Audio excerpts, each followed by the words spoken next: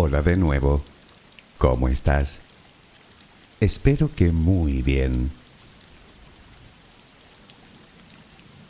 Estamos acostumbrados a oír hablar del calentamiento global.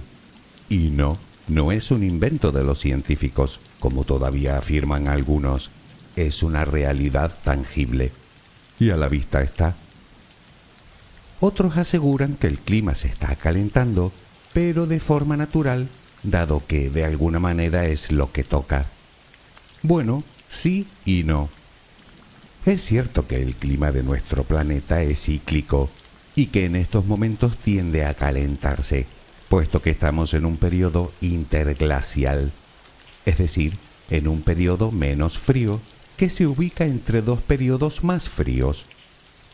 El problema es que la acción humana está acelerando el proceso, lo cual no es natural, lo diga quien lo diga.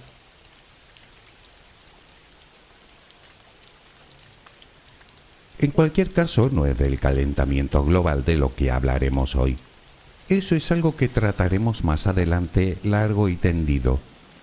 Hoy toca hablar de todo lo contrario, de las glaciaciones, de lo que comúnmente se les llama edades del hielo.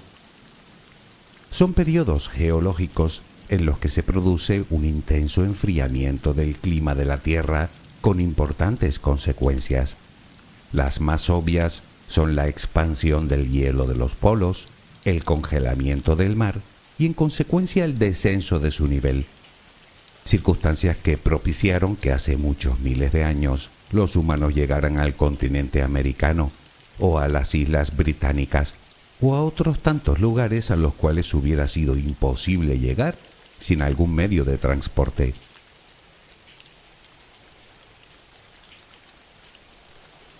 Hoy sabemos que a lo largo de la historia de la Tierra ha habido al menos 5 grandes periodos glaciares y que cada uno de ellos ha durado decenas de millones de años.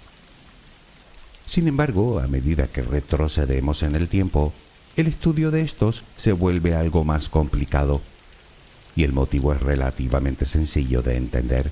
Cada vez que hay una glaciación, casi siempre ésta borra las evidencias de las anteriores. De hecho, y aunque parezca un contrasentido, estamos atravesando uno de esos periodos. Sí, estamos en medio de una glaciación. Sé que no lo parece, pero tiene su explicación.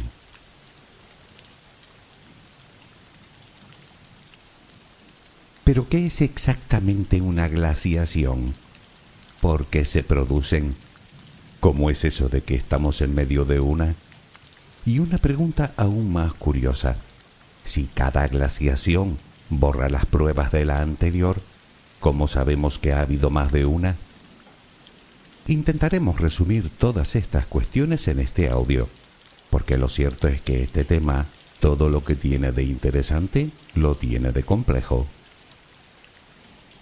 Déjame acompañarte mientras concilias el sueño y hablaremos de las glaciaciones. Relajemos primero cuerpo y mente.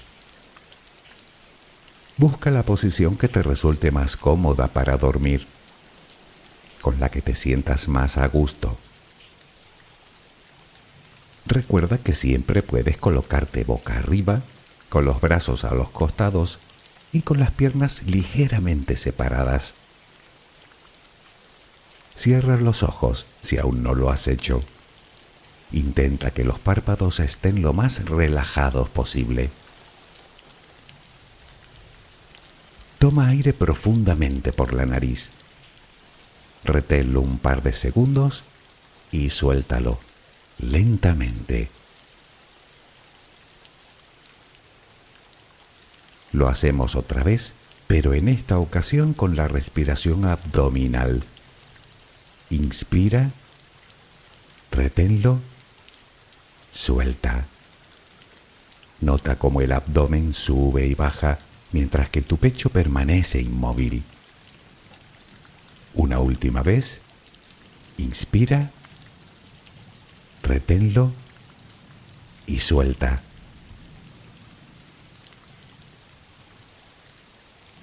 Ahora intenta visualizar el aire que inhalas como si fuera luz cada inspiración entra un poco de luz en tu interior y con cada exhalación sale todo lo que intoxica tu vida, todo lo que contamina tu mente y tu espíritu.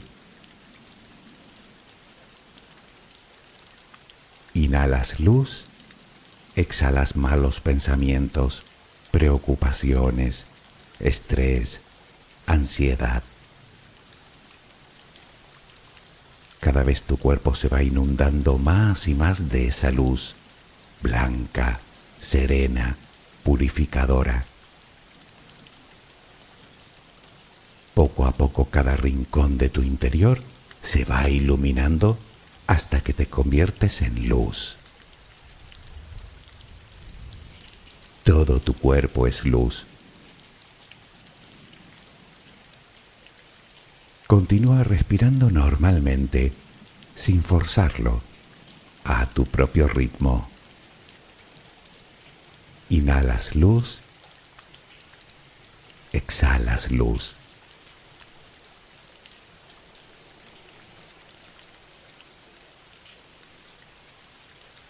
Ahora comenzaremos a relajar todo nuestro cuerpo.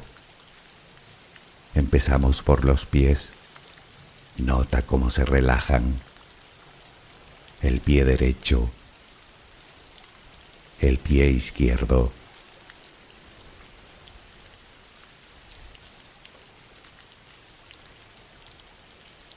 Centra tu atención ahora en las piernas. Siente su peso. Tobillos, pantorrillas, muslos. Nota cómo se relajan. Pierna derecha, pierna izquierda. Ambas quedan completamente relajadas.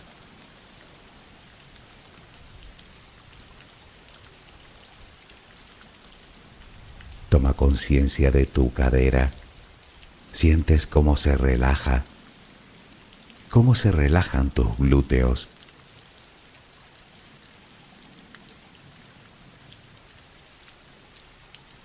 Piensa ahora en tu abdomen, que sigue balanceándose con cada respiración. Nota cómo se relaja también.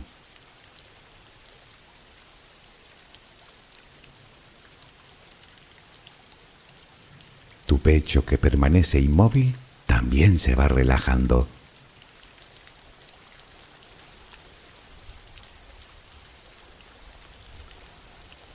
Siente ahora tu espalda.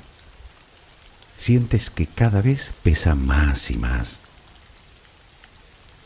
Desde la cadera hasta el cuello, todos los músculos de la espalda quedan completamente relajados.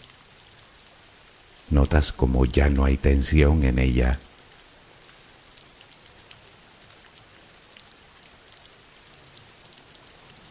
Notas los hombros, que lentamente se van relajando también. Nota cómo caen.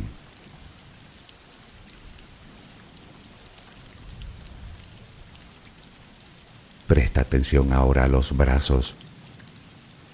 Tu brazo y antebrazo derecho. Tu mano derecha. Los dedos de esa mano. Todo queda relajado. Tu brazo y antebrazo izquierdo. Tu mano izquierda. Los dedos de esa mano. Notas el peso de ambas extremidades.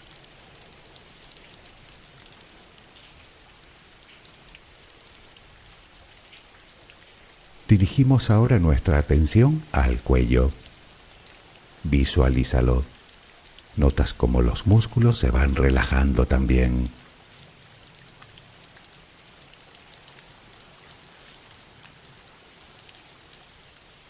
La mandíbula, las mejillas, los labios, la frente, el cuero cabelludo. Todo queda completamente relajado.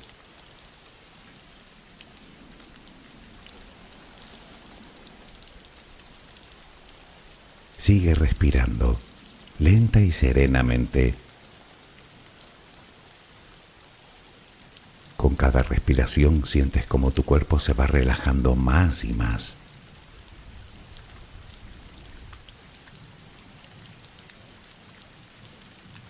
Siente cómo resplandeces de paz, de bondad, de gratitud, de calma, de compasión, de amor. Continúa respirando suavemente. Recuerda que ahora eres luz. Solo respira tranquilamente.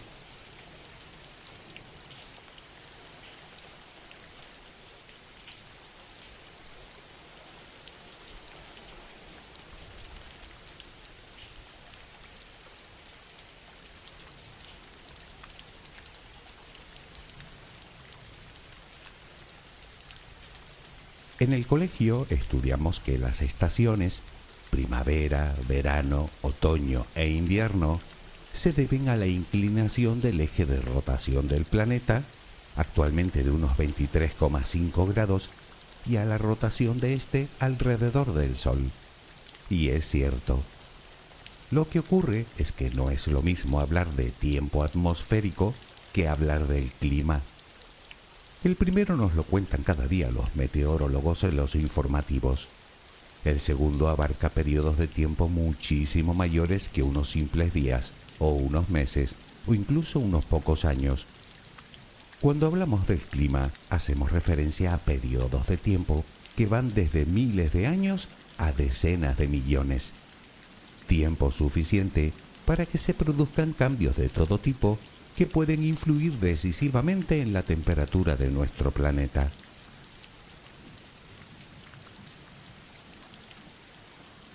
La idea de las glaciaciones no es nueva.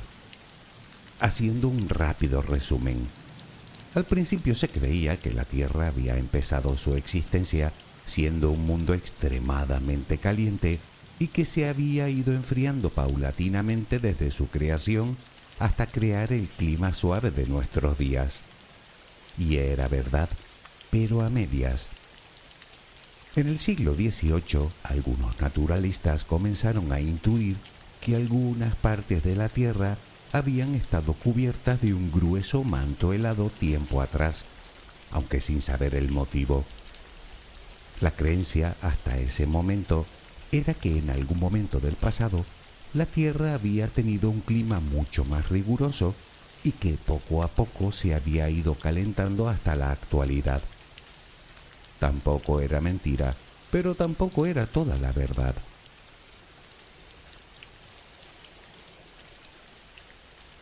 Como era de esperar, en su momento esa teoría no fue completamente aceptada por la comunidad científica. Sin embargo, en el siglo XIX, algunos estudiosos pudieron demostrar por fin que las grandes masas de hielo, principalmente los glaciares, que como sabes son literalmente ríos de hielo que se desplazan lentamente a un promedio de unos 50 metros al año, dejaban marcas inequívocas de su existencia sobre el terreno. A principios del siglo XX, los investigadores finalmente dedujeron que no se trataba de una sola glaciación la que había tenido lugar, sino de varias a lo largo de la historia de la Tierra. O dicho de otra manera, que en los miles de millones de años que tiene nuestro planeta, el clima había variado más de una vez de uno cálido a otro frío y viceversa.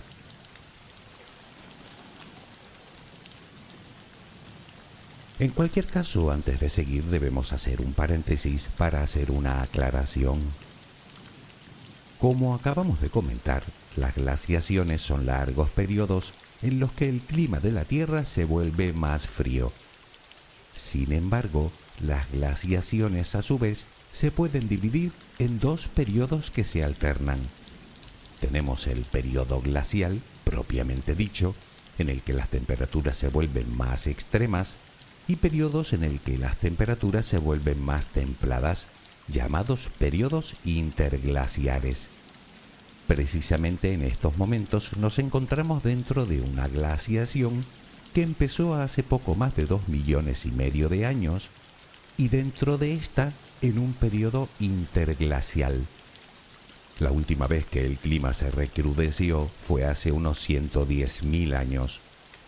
Unos 100.000 años más tarde, hace entre 10 y 12.000 años, el frío comenzó a remitir, dando paso a un periodo interglacial, en el que el clima se fue volviendo paulatinamente más templado.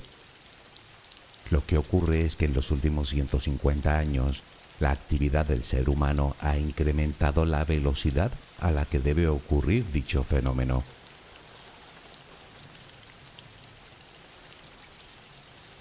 Pero vayamos por partes. ¿Cómo saben los científicos de las glaciaciones?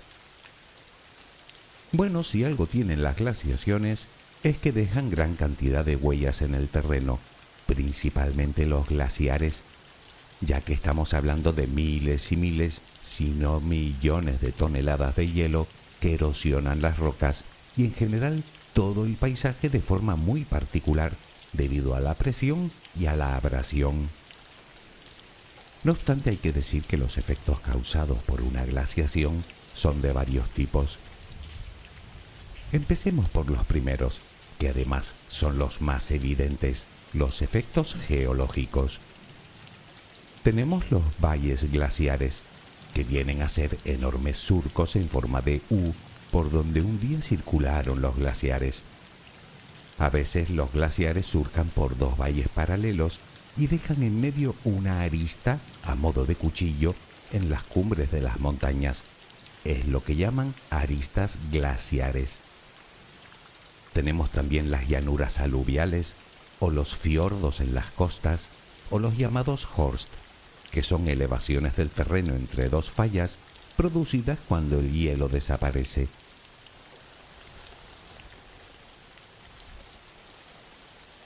Por otro lado, las propias rocas también nos pueden contar muchas cosas de su propia historia. Por ejemplo, una vez que el glaciar ha desaparecido, en el lecho del valle aparecen las llamadas morrenas, que es el manto de piedras rodadas que se forman con el movimiento de la masa de hielo. Tenemos también los bloques erráticos. Son enormes rocas, mucho mayores a las que aparecen a su alrededor y de distinta composición, que fueron arrastradas por el glaciar y que una vez que éste desapareció se quedaron varadas, adornando el paisaje y haciendo que nos preguntemos cómo llegaron hasta ahí. Pues así, por los glaciares.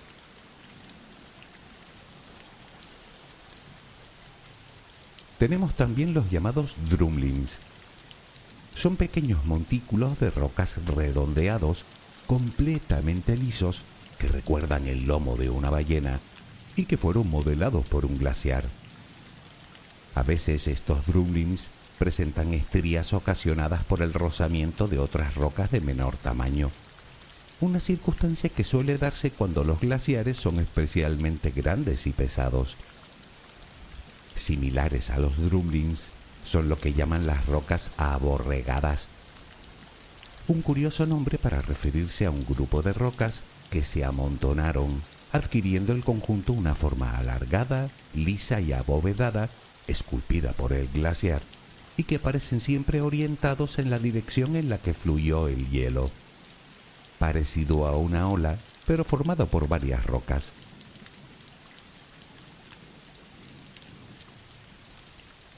Estos serían los efectos geológicos más importantes que dan pistas inequívocas que durante al menos un tiempo existieron grandes y pesadas masas de hielo. Obviamente cada glaciación a menudo suele borrar las huellas de la anterior, precisamente debido a la intensa erosión. Pero como te dije, las glaciaciones también dejan otro tipo de rastros que hacen que los científicos estén convencidos de glaciaciones anteriores. Hablamos de los efectos químicos.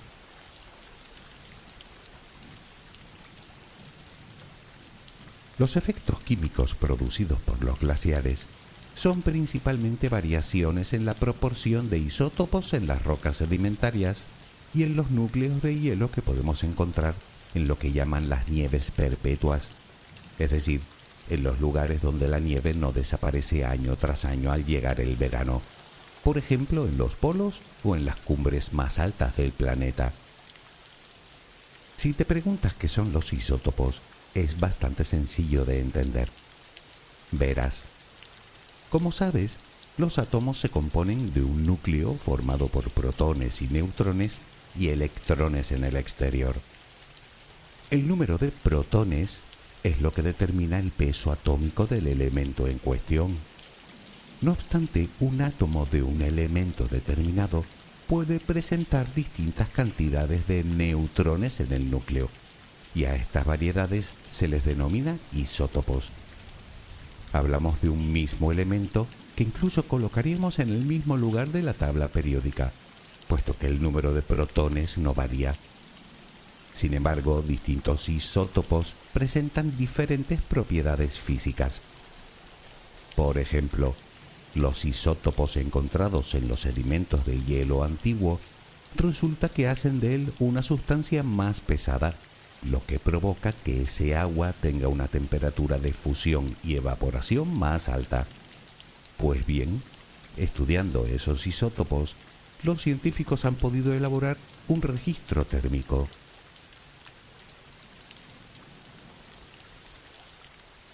Por último nos quedan los efectos paleontológicos, que se basan en la distribución geográfica de los fósiles. Obviamente, cuando hablamos de glaciaciones, nos referimos a cambios muy drásticos en la temperatura. Esto hace que muchos organismos deban adaptarse al frío. A otros no les queda más remedio que emigrar hacia latitudes más meridionales, dando lugar a importantes movimientos biogeográficos y generando lo que llaman refugios glaciares.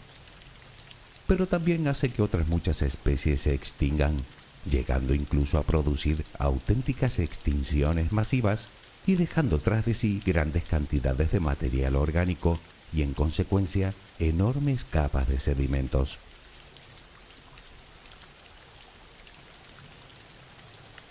A lo largo de la historia de la Tierra ha habido muchas glaciaciones, pero si nos referimos a las más importantes, debemos mencionar 5. La primera de ellas es la llamada glaciación huroniana. El nombre se debe a que los indicios se hallaron en el lago Hurón, en América del Norte. Comenzó hace 2.400 millones de años y finalizó hace unos 2.100 millones de años. No obstante, no se tienen muchos datos de ella, habida cuenta de que apenas quedan rocas en la Tierra de esa época. En cualquier caso, y según los expertos, fue la glaciación más larga y una de las más intensas de la historia, solo comparable a la que vino a continuación, que por cierto deja pequeñas a las demás.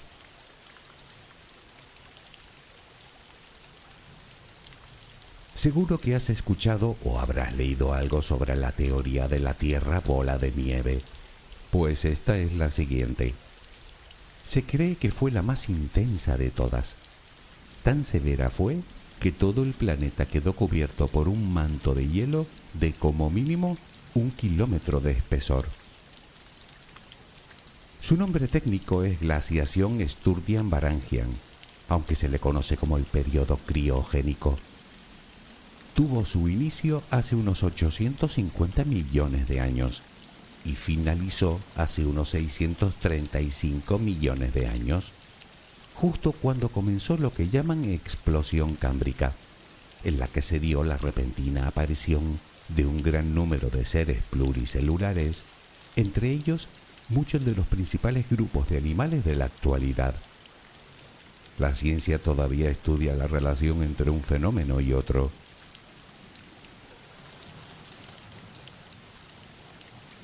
La siguiente glaciación es la que llaman la andina sahariana.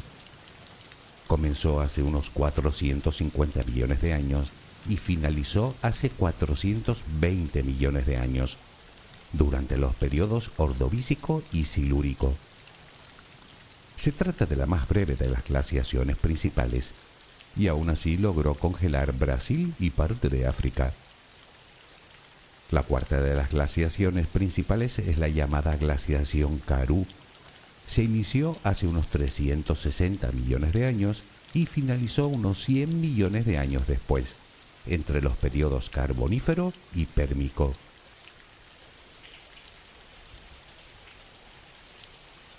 La quinta glaciación es en la que nos encontramos ahora mismo, la glaciación cuaternaria. Se inició hace unos 2,8 millones de años y de hecho aún no ha finalizado, lo que significa que todo el género Homo, incluidos nosotros, se ha desarrollado durante una glaciación. Lo que ocurre es que, como comentamos al principio, cada glaciación fluctúa entre periodos de mucho frío y periodos más templados.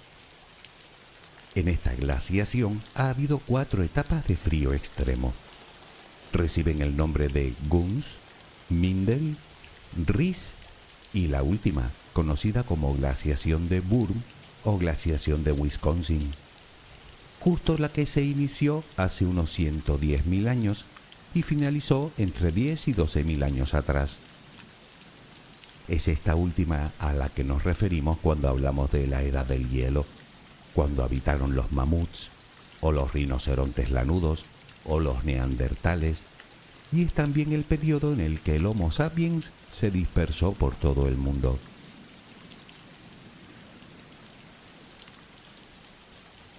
Pero aún nos queda una pregunta por responder, supongo que la más importante, y de hecho es la misma que nos hacemos siempre.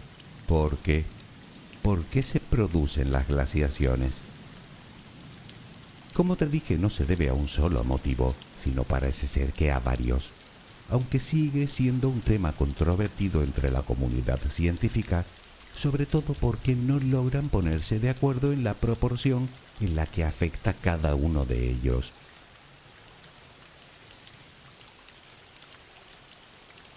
Uno de los motivos, evidentemente, es la composición de la atmósfera, algo que estamos comprobando en estos momentos. A mayor cantidad de gases de efecto invernadero, como el CO2 y el metano, más calor y viceversa. Estos gases varían a lo largo de la historia por muchos motivos, desde las biomasas que fijan el carbono para formar sus cuerpos, al igual que las altas montañas o los grandes bosques que también los reducen, hasta la actividad volcánica que los incrementa. Otro motivo que parece tener gran peso es la propia configuración de la superficie de la Tierra, es decir, el movimiento de las placas tectónicas que influyen decisivamente en las corrientes oceánicas. A lo largo de la historia de nuestro planeta, al menos que se sepa, ha habido un total de 7 supercontinentes. Parece ser que cuando los continentes se separan, favorecen la circulación de agua fría, mientras que cuando se unen, provocan un calentamiento global.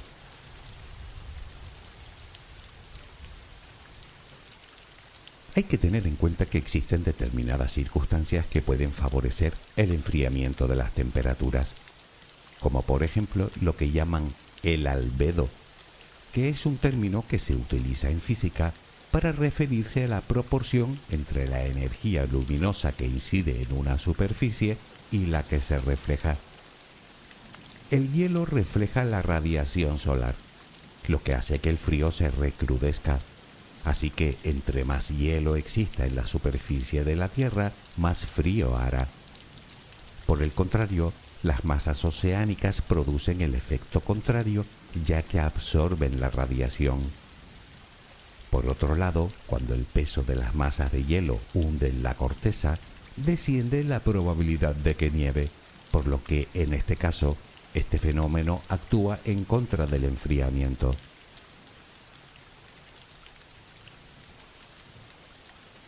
También debemos tener en cuenta las variaciones en la actividad solar, lo cual afecta directamente en la cantidad de radiación que incide sobre el planeta, lo que también influye en el desequilibrio de las temperaturas. Otro motivo, aunque menos evidente, podría ser la propia posición del sistema solar dentro de la galaxia. que como sabes se cruza cíclicamente a través de uno de sus brazos, lo que produciría una variación en la radiación cósmica que recibimos y que a su vez repercutiría sobre las capas altas de la atmósfera, desestabilizando el clima. Otra de las razones podría ser el impacto de grandes cuerpos, como meteoritos o cometas, que levantan inmensas nubes de polvo que cubren la Tierra, disminuyendo la radiación solar, provocando un severo enfriamiento del clima.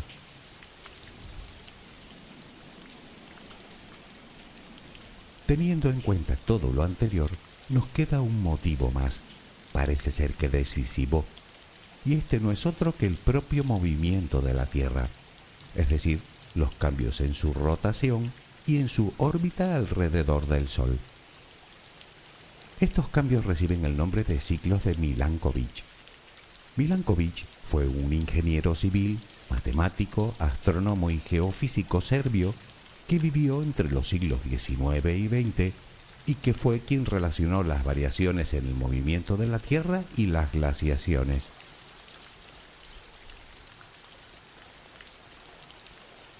Puede dar la impresión de que nuestro planeta siempre gira alrededor del Sol de la misma manera, pero en realidad no es así. De hecho, se parece más al movimiento de una peonza. Para empezar, la Tierra sufre un movimiento de cabeceo u oscilación que completa el ciclo cada 26.000 años. Me explico. Si trazaras una línea recta perpendicular al norte magnético de la Tierra, con el tiempo verías que dicha línea describe un círculo en el cielo. Con otras palabras, el norte de la Tierra no siempre apunta hacia la estrella polar, sino que va variando en un ciclo que dura 26.000 años. Por otra parte, la inclinación actual de nuestro planeta es de 23,5 grados, pero esto tampoco es eterno. Existe una variación de 2 grados cada 41.000 años. Es decir, que oscila entre los 22 grados y medio y los 24 grados y medio. Por último, la órbita de la Tierra alrededor de la estrella tampoco es siempre la misma. A veces es más circular y a veces es más elíptica, debido a las fuerzas gravitacionales que ejercen el resto de planetas. En este caso, el ciclo completo dura 100.000 años.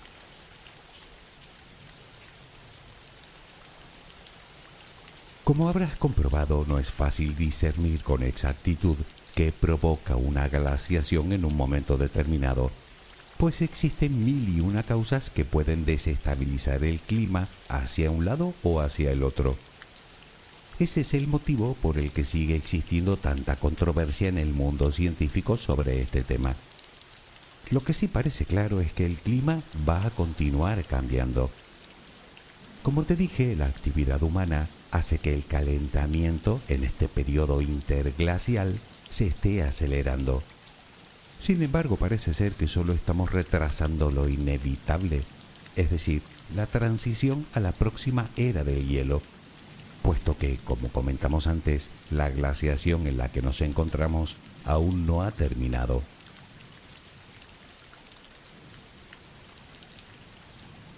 La pregunta es, ¿cuándo volverán a caer las temperaturas? Pues según los cálculos realizados por los científicos, dentro de unos 1500 años. Parece ser que dentro de unos 1500 años volverán a aumentar los casquetes polares, al igual que los glaciares alpinos, bajará otra vez el nivel del mar y quién sabe, tal vez podamos ir de nuevo de Europa a Norteamérica dando un largo paseo sobre el hielo. Sí, vale, sería un paseo larguísimo. Lógicamente nadie puede predecir con exactitud lo que ocurrirá dentro de 1,5 años. Tal vez de aquí a allá ni siquiera existan las fronteras y seamos todos simples ciudadanos del mundo. Bueno, ¿qué? Soñar es gratis, ¿no? Espero que mañana tengas una maravillosa jornada. Que descanses. Buenas noches.